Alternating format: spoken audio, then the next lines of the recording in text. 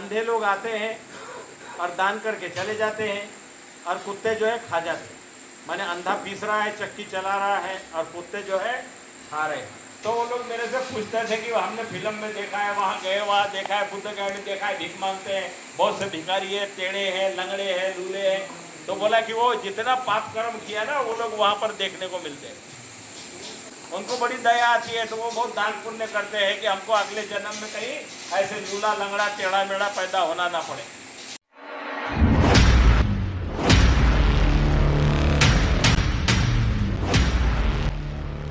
हिमालय के तराई के जो बौद्ध हैं वो हिमालयन बर्फीले एरिया में रहने के कारण वो बुद्ध गया में आते हैं 3 महीने, जब यहाँ बहुत जोरों की सर्दी होती है ऐसे समय में आते हैं। क्यों कि हिमालय में बर्फ होती है, 4-5 महीने वहाँ पर बर्फ पड़ी रहती है।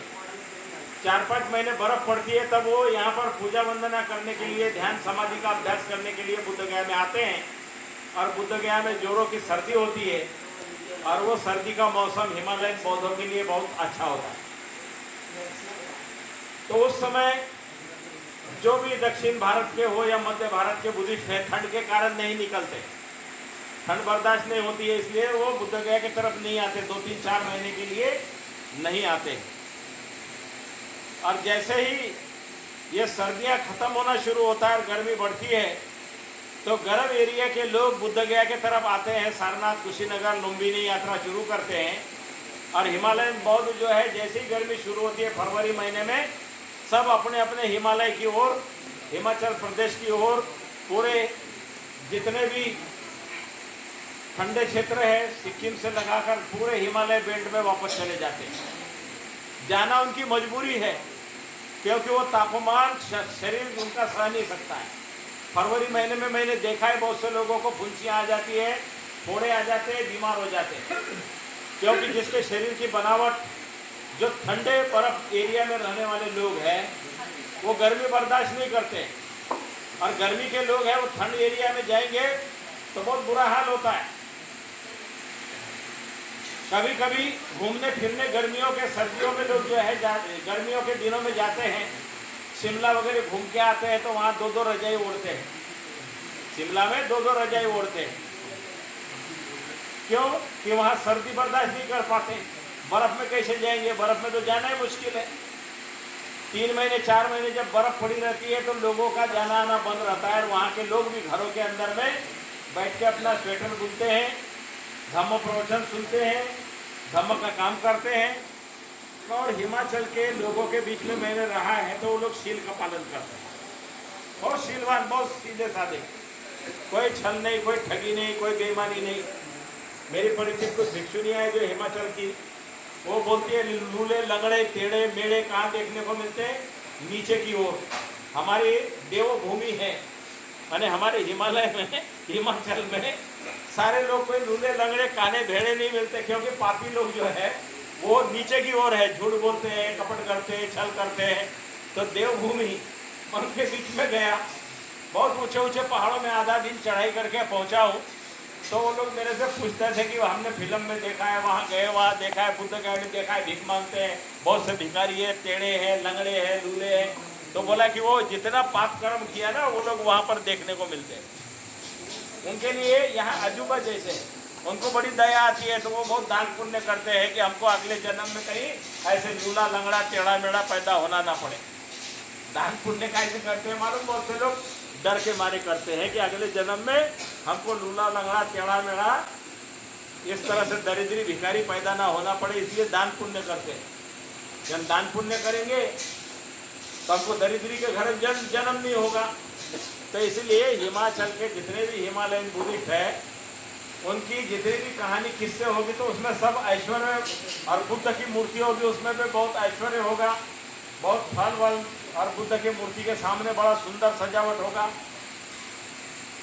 क्योंकि वो मन से अमीर है, ऐसे व्यवहार से भी अमीर है।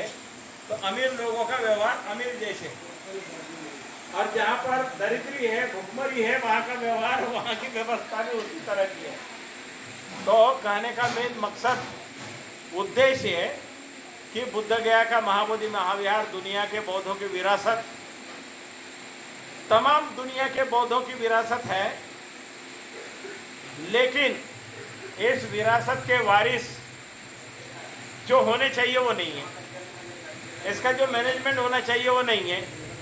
हिमालयन बौद्धों को मालूम ही नहीं है कि जो दान पुण्य 3-4 महीने जो यहाँ पर वर्षा माने वार्षिक दान की वर्षा करके जाते हैं, ड्राई फ्रूट डाल के जाते हैं, ढेर सारे फल डाल के जाते हैं, उनको यही मालूम नहीं है कि फल खाता कौन है, ड्राई फ्रूट खाता कौन है, कौन यहाँ से इस तरह से व्यवस्था में नुकसान करते हैं, दान का दुरुपयोग कौन करते मालूम नहीं है, नहीं जानते।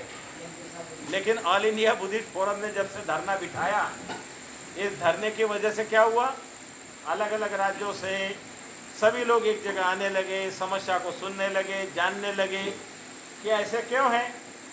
बौद्धों की कोई यूनिवर्सिटी नहीं है, बौद्धों का कोई कॉलेज नहीं है, बौद्धों का कोई बहुत बड़ा दवाखाना नहीं है बुद्ध गया में। क्यों नहीं है? क्योंकि इसके दान का सदुपयोग नहीं है। जो भी माने क्या होता है, ये अंधे लोग आते हैं और दान करके चले जाते हैं और कुत्ते जो है खा जाते हैं। माने अंधा पीस रहा है, चक्की चला रहा है और कुत्ते जो है खा रहे हैं। अभी क्या है, लोगों को समझ में आ रहा है कि हमारे दान का दुरुपयोग हो रहा है, दान कहीं दूसरी जगह जा रहा है, तो दान से पुण्य मिलने की जगह क्या मिल रहा है, पाप मिल रहा है।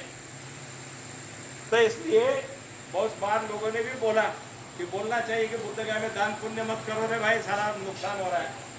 लेकिन वो स्थिति अभी नहीं है। क्यों कि बुद्ध गया के लोग भी अनजान है। बुद्ध गया की जनता जो है, बुद्ध गया के आसपास की जनता भी अभी अनजान है। उनको दिखाई दे रहा है कि महाबोधि विहार में से चावल गाड़ी में भर के लेके जा रहा है और कहाँ बांट रहा है, कहाँ खा रहा है, वो भी जानता है।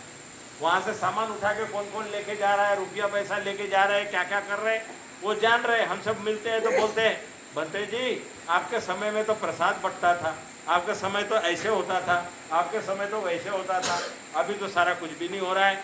लोग जो है लूटमार कर रहे हैं। अरे भाई, लूटमार हो रहा है वो कानून ही गलत है, जिसके द्वारा ये संचालन हो रहा है। बोध गया टेम्पल एक्ट 1949 जो 1949 का कानून है, लेकिन शून्य है, क्योंकि भारत का संविधान लागू होने के बाद वो पुराने कानून सारे खत्म है, लेकिन उसी से उसका संचालन हो रहा है। क्यों हो रहा है संचालन? क्योंकि हमको जानकारी नहीं है, हमने जानकारी प्राप्त करने की कोशिश भी नहीं की है।